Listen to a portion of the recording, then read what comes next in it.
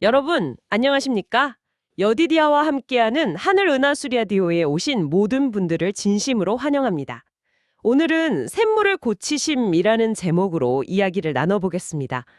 여디디아님, 오늘 우리가 살펴볼 이야기가 여리고의 한 샘물에 관한 것이죠? 듣기로는 여리고가 원래 굉장히 좋았다면서요? 여호와의 동산 같다? 이럴 정도로요? 네, 맞습니다. 처음에는 물도 아주 풍부하고 땅도 비옥했던 곳이었어요. 하지만 잘 아시다시피 여호수아 시대에 전복되면서 좀 상황이 달라졌죠. 그때 이 여리고성을 건축하는 자는 저주를 받을 거다. 기초를 쌓을 때 맏아들을 잃고 문을 세울 때 막내 아들을 잃을 것이다. 이런 선언이 있었잖아요. 네네, 기억나요. 실제로 한 500년쯤 뒤엔가요? 그 베델 사람 히엘이라는 사람이 성을 다시 지으려다가 정말로 그 말씀처럼 두 아들을 잃는 그런 비극이 있었죠. 정말 가슴 아픈 역사네요. 근데 그 저주가 샘물에도 영향을 미쳤다고 들었어요. 그건 어떻게 된 건가요? 네, 그게 참 안타까운 부분인데요. 성읍터 자체는 아름다운 곳이었는데 물에 심각한 문제가 생긴 거예요.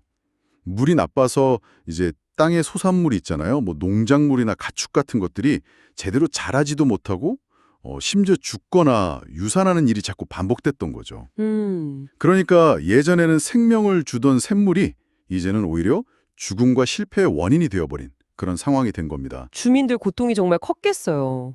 그래서 그분들이 엘리사 선지자를 찾아간 거군요. 그렇습니다. 네. 도저히 견디다 못해서 성읍 사람들이 엘리사에게 와서 이제 상황을 막 호소했죠. 엘리사는 그 말을 듣고는 새 그릇에 소금을 좀 담아와라 이렇게 말씀하세요. 새 그릇에요? 소금을요? 네. 그리고는 그 물의 근원이 되는 곳 샘 근원으로 가서 그 소금을 던지면서 선포를 합니다. 여호와의 말씀이 내가 이 물을 고쳤다. 이제 다시는 죽음이나 열매 맺지 못하는 일이 없을 거다 하고요. 새 그릇하고 소금이라 정말 뭐랄까 아주 평범한 물건들인데 이걸로 그렇게 심각한 문제가 해결될 수 있었을까요? 여기엔 분명히 깊은 의미가 숨어 있을 것 같은데요. 네, 맞습니다. 그게 핵심이에요. 이건 사람의 어떤 기술이나 방법으로 된 게 아니었거든요. 전적으로 하나님의 놀라운 능력, 그리고 자비의 개입이었던 거죠. 사실 생각해보면 여리고성을 재건한 사람들이 하나님의 은총을 받을 만한 자격이 있었을까 싶기도 해요. 그렇죠. 저주 아래 있었으니까요. 네. 하지만 하나님께서는 마치 해를 악인과 선인에게 똑같이 비추시고 또 비를 의로운 자와 불의한 자에게 함께 내려주시듯이 그들에게도 긍휼을 베푸신 거예요. 이걸 통해서 죄로 병든 이스라엘 전체를 향한 하나님의 그 치유와 회복의 의지, 이걸 보여주신 거라고 할 수 있죠. 그리고 이 치유는 잠깐 효과가 있다만 게 아니라 영구적이어서요. 그 샘은 오늘날까지도 맑은 물을 내는 생명의 근원이 되고 있습니다. 와, 정말 놀랍고 또 은혜로운 이야기네요. 이 샘물 치유 이야기가 오늘을 사는 우리에게 주는 영적인 교훈은 뭘까요? 특히 그 소금이라는 재료가 아주 중요하게 다가오는데요. 네, 아주 중요한 포인트입니다. 엘리사가 소금을 사용한 것은 나중에 예수님께서 제자들에게 너희는 세상의 소금이다 이렇게 말씀하신 것과 아주 깊은 연관이 있다고 볼 수 있어요.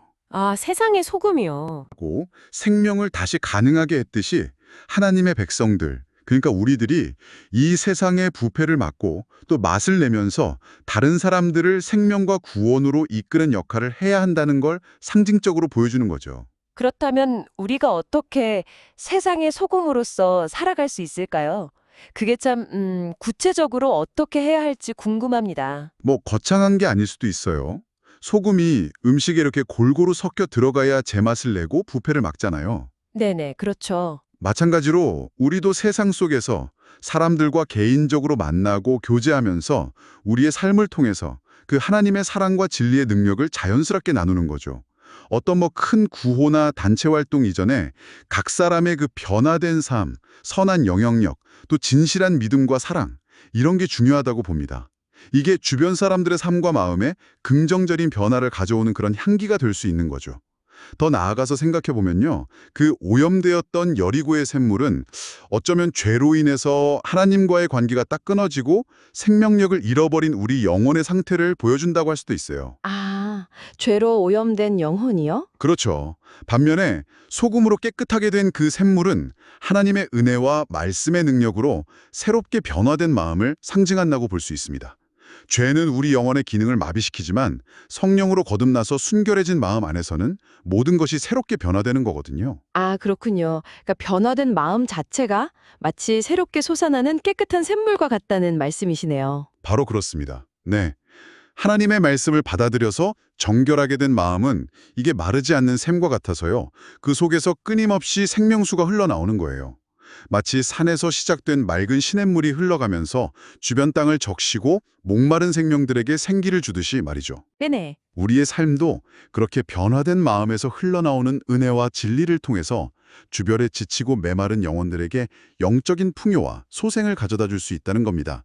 이것이 바로 성경 진리로 변화된 그리스도인들이 생명에서 생명에 이르는 향기가 되는 모습이라고 할 수 있겠죠.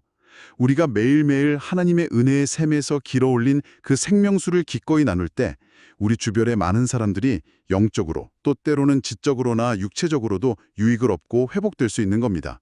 오늘 우리는 여리고의 쓴물이 단물로 변한 이 기적을 통해서 참으로 놀라운 교훈을 다시 한번 되새겨 보았습니다. 저주받았던 샘물이 생명의 근원으로 회복되었듯이 어쩌면 죄로 인해 쓸모없고 메말랐던 우리의 마음도 하나님의 그 크신 은혜와 능력의 말씀으로 변화될 때 세상을 살리고 축복하는 귀한 통로가 될 수 있다는 사실입니다. 네, 여디디아님 말씀처럼 우리의 어쩌면 평범해 보이는 삶 하나하나가 세상을 정화하는 소금이 되고 또 마르지 않는 샘물처럼 생명의 강물을 후려보내는 그런 축복의 통로가 될 수 있기를 소망합니다. 오늘 나눈 이야기가 여러분 각자의 마음밭에 깊은 울림과 감동으로 뿌리내리기를 바랍니다. 여러분, 오늘의 한해 은하수 라디오 어떠셨나요? 매일매일 저녁 9시에 더 다양하고 흥미로운 주제로 여러분들을 찾아오도록 하겠습니다. 구독과 좋아요, 알림 설정은 저에게 큰 힘이 됩니다. 내일 다시 만나요. 안녕!